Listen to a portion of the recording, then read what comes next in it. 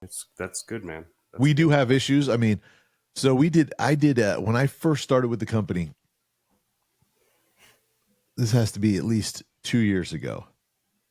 So I had been there for a while, but I mean, but it was like a custom gate. I'd never done anything like this, and this gate was freaking elaborate. We had to have it specialty made, and it turned into a nightmare because after I measured everything, then the guy decides to stucco the posts, and it screw up the measurement because they're measured to the inch.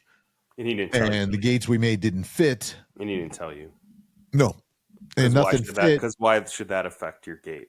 Right. So I'm just saying, in his head, it's a gate and a little small walk gate, and then like this design. How did he respond to that? We had to redo it, and I didn't get paid. So how did he respond to that?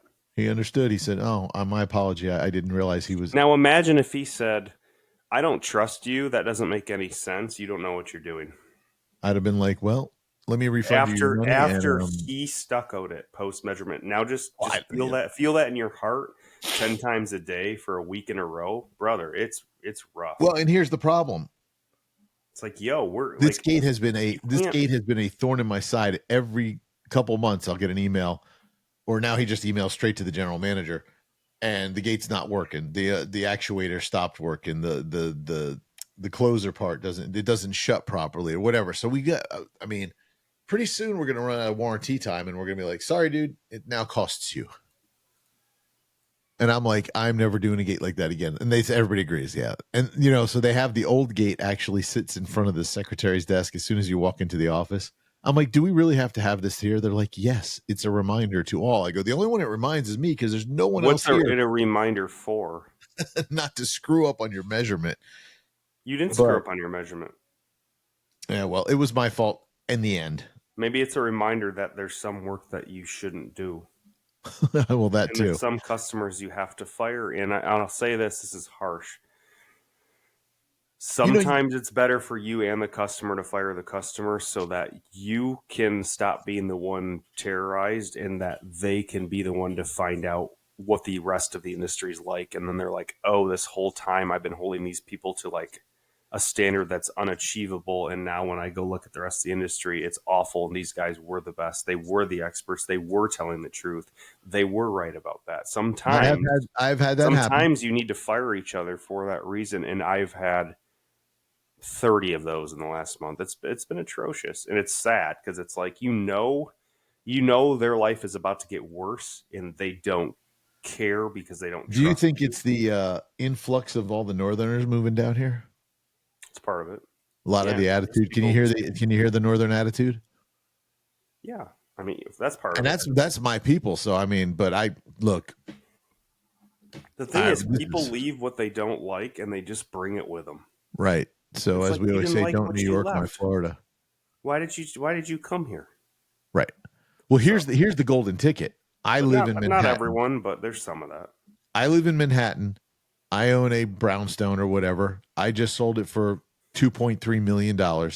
I moved to Florida and just bought this gigantic house on a golf course on a lake for $600,000. Mm-hmm. Oh my gosh, I hit the jackpot. Well, maybe, but now you have to deal with Florida. Well, your expectations change. And then your realizations come around to like... You go for a walk in August and realize you're breathing in tomato soup. Yeah, the air, you can't breathe for half the year, and then your $50,000 you save in taxes every year, it goes towards $50,000 towards insurance. Right. If you can get it. And then the other half of the year you can't breathe, as you can hear my nose, because the allergies are ridiculous. And I don't know why. And then I realized I went outside, all the leaves are falling, so all the pollen's getting smashed all over the place, and I'm just I'm post-nasal dripped all day. I think there's a part of it where people like they come here and like they expect it to be so easy, free, and chill, and it's not, and they're not happy about that. And I'm not. I have a lot of things I'm not, but like the problem is when you lose your grace with people, that is a sin. Everybody asks when you verbally abuse the guy in the Arby's drive-thru, you're sinning. You really are, and it's shameful, and you are going to get what you sow with it. So although it's one of the biggest challenges to have that discipline and self-control, the largest thing I see right now is because of the burden, the expectations of society, keeping up with the Joneses, financial stress. There is a massive absence of grace in society right now, and it makes me very sad, to be honest. Because man, problems happen everywhere, and if you're someone who handles them like proactively and progressively, and people just say, I don't trust you, and you're like, but I'm trying to help you, and then it's like a kid who doesn't talk to you, right? Like you're trying to like be a parent, but like they don't believe you love them, so they run away, and there's nothing you can do, and you just don't have a relationship with the thing that came out of your body. It's kind of like that, where it's like, man, there's nothing I can do to open your eyes to the reality of everything, and I have to just let you go. And sometime you'll come around, but most of the time your pride and ego will keep you from coming back. Right. So it's been rough. Like, it's been really tough. So it's, as Axl Rose would say, it's welcome to the jungle, baby. What's that? As Axl Rose would say, welcome to the jungle. You're gonna die. Florida is so savage. It's such a jungle.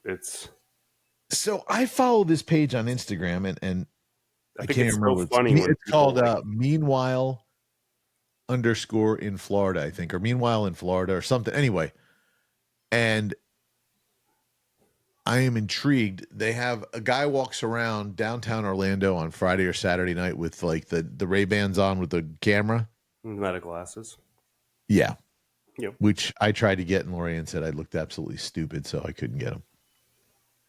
Okay. Because how cool would that be? I'm out measuring a fence and be like, all right, Meta, record this tree right here and record the, whatever. But anyway, for our business, if you want it, they're so pointless.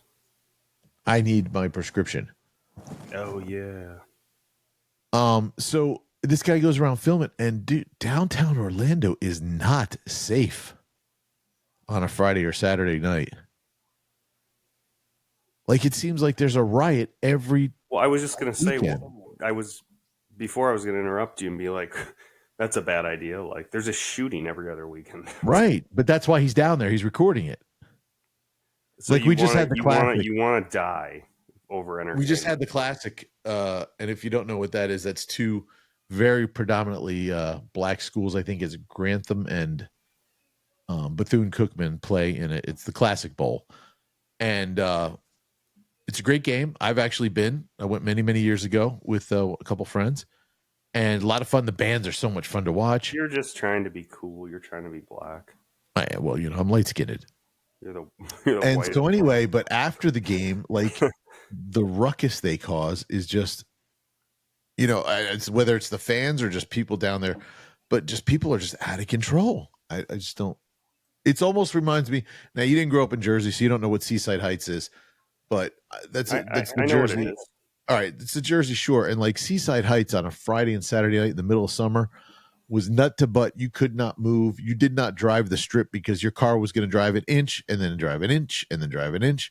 It was just madness. Right. Pure madness. There was fights. I mean, I saw a guy had a Mustang parked next to a vet, and they were arguing about whose car was cooler. And this guy picks up a bar stool and throws it through the vet's windshield, and then I see that they just beat the crap out of each other. I'm like, you guys are stupid. It's cars. Now put that in perspective and ask yourself if you're proud of yourself. Right. Well, I didn't do it. I know, but as that person, like, put it in perspective. Like a car is made out of sheet metal or whatever it may be now, fiberglass and aluminum, and you buy it and you drive it, and it doesn't live, it doesn't breathe. It leaves you at some point. It either dies, it gets totaled, sold, repoed, whatever. It's gone. You just put a huge damper on your life over that thing that you get behind. And hey, you know me, I know you. We have what people would consider cool cars, right? But I don't give a shit about them, right? I really don't. Right. Shit. And the reason why is because, not because I'm a car industry, it's because I've been totaled before and I survived. The car did not. When you get through that, that's what I always say when people do that, I say, well, they've never had their car totaled in an accident. Because the first time you do and you're okay, you realize, thank God the car's dead and I'm not. Right. No matter how much and you love it, no matter if it's been with you for 15 years, that's it. The relationship's over, and you move on to the next. And you I have don't. totaled cars, so I get it. But I came from the car industry, so to me, they're all just sleds. They're all iron sleds. I could care less. There is one car out there that really toots my horn, and actually, two. I bought one and I have it. And I'll keep it for a long time, probably. Um, But when you move out of your childhood home, you always think, I'm going to miss this place so bad, and you never do. I actually wanted to buy it, and then I realized how much the taxes were and wanted But nothing, but but nothing to do with that. realistically, when you sat in your childhood home, when you moved out of it, and you were, remembering all the memories in your bedroom and thinking, and things will never be the same, and you moved and you landed where you are in a week. Screw a week. 2 days later, did you ever go backwards in your mind? The answer is no. The only people who go backwards are probably, my guess, would be parents that grew up in like your mom. That house meant so much because of the memories with you guys in it. Yeah, that's a I big don't deal. If you think took her out of mom. if you took the memories out of the house for her, I think that's a different story than I if can't you. say. I don't know that mom like was heartbroken when she sold the house because she was ready to move on with her life to something. It was too big. She just couldn't live there anymore. Right. And I'm sure when my ex and I split, I really liked my house that I had. And truthfully, I kind of kicked myself because if I kept it, I wouldn't have a mortgage. It'd be paid off, and I would have paid it off quickly. My mortgage was like $700 a month or something, $800, and it was on a big house. But we stole it. Me and my dad stole it. But it had so many memories of me and my dad. We did a lot of work there, and then my ex, I had memories there of her with the kids and everything. So I didn't want it anymore. So I had to sell it. So there was no good memories, and now I look back and go, I should have gotten past that because I certainly would have enjoyed having that house, and it was a lot bigger than the one I'm in right now.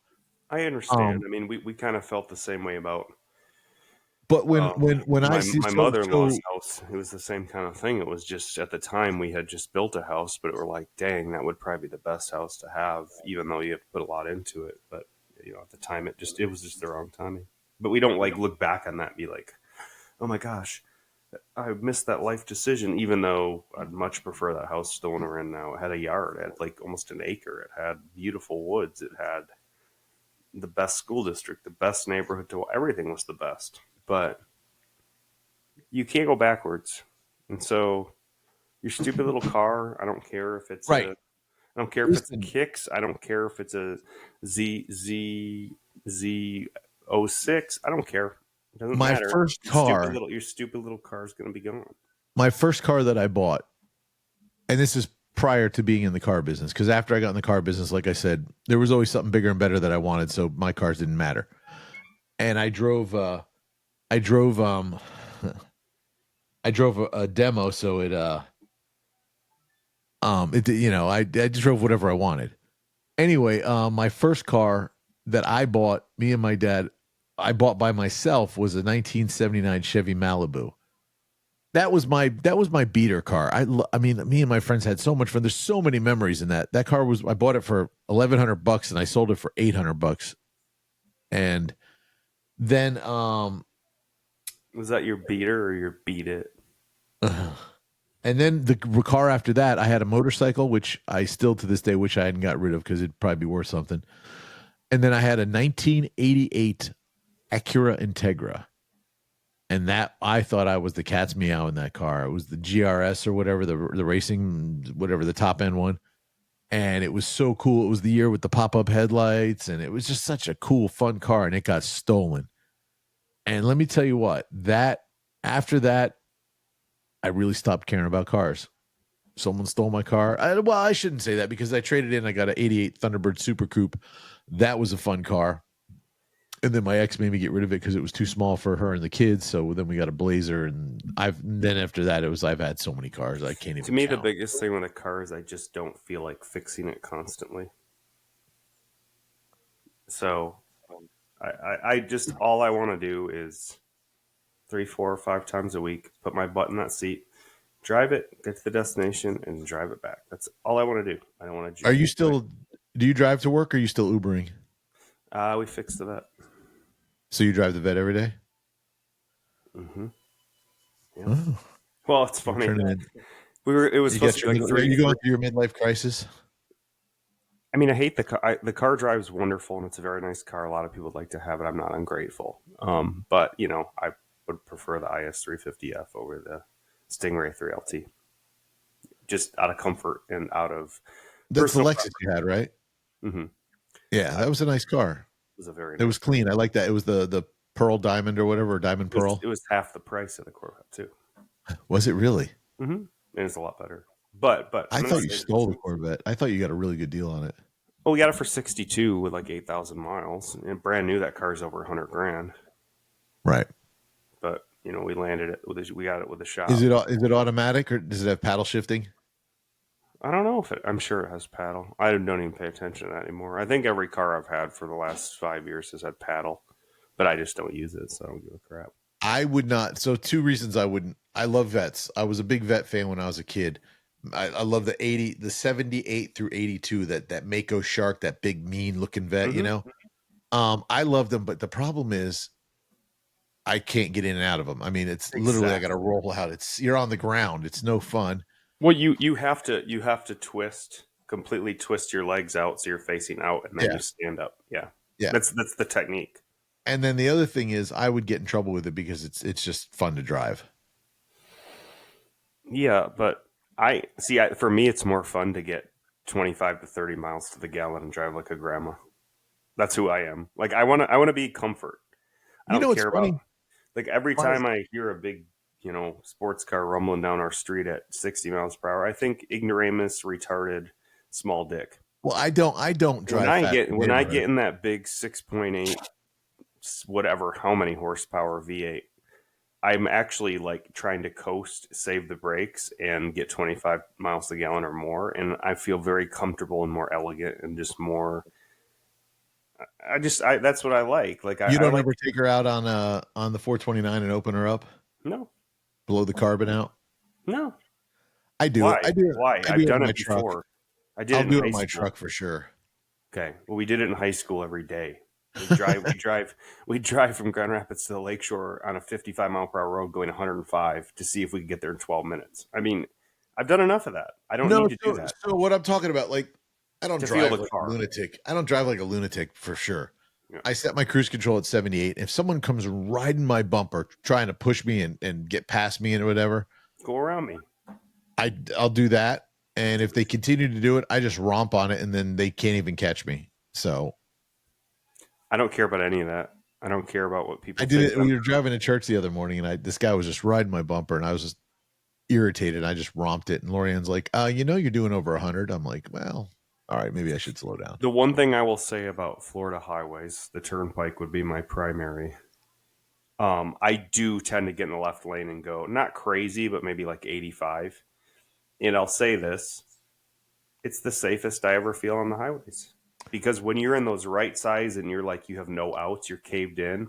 Right. And people go from going 80 to 65 to yeah. It's so dangerous with them swerving around in their little rice boxes that I think the most safe, like when I drive the turnpike in, like I get in the left lane, I put the cruise on very high and I just say, everyone just get out of my way, leave me alone. Don't.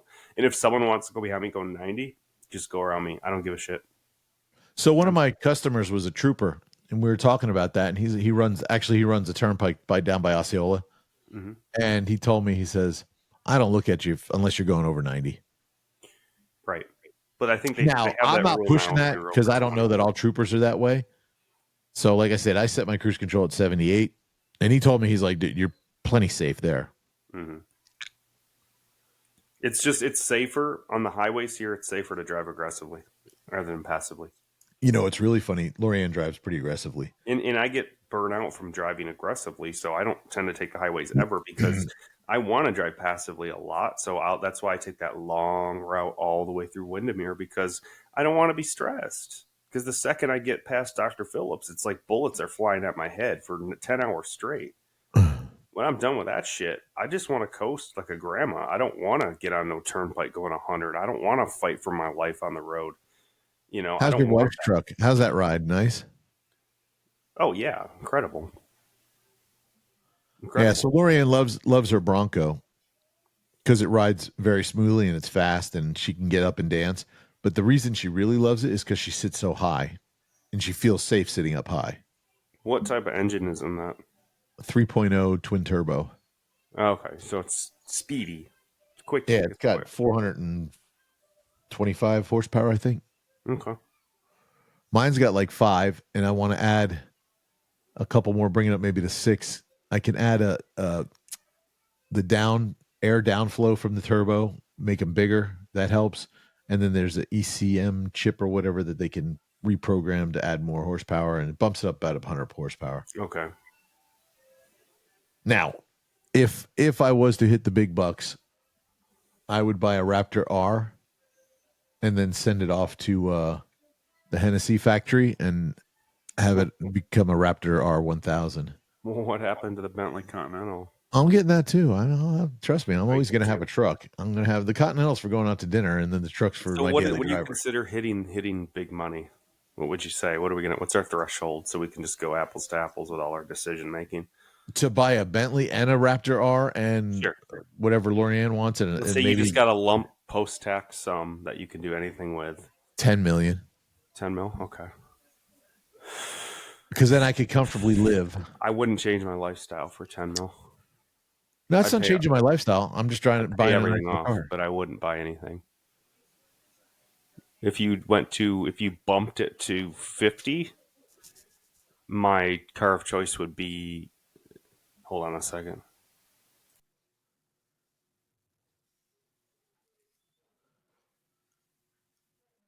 Someone came into Derek's studio. No, my cat, and he's doing his scoot with poop on his butt. Does he talk back to you? Oh yeah. He dropped a deuce in the litter robot, and then he got out with his butt on the ground and wiped his butt on the wood, and then it's just turd sitting right there. So just close it and I'll get it later. Just check his butt. It's just a turd on the floor. Yeah, he's getting old. He'll do that. My son. So a couple weeks ago, I went up to Pennsylvania for my mom's memorial, and my son and his wife came up, and they have a pet, a husky. And he showed me videos. That thing talks so much. It's the cutest dog ever, but I don't know if I could handle all that talking. Dude, I have to cycle my litter. It smells like shit. Give me like 13 seconds. You can count.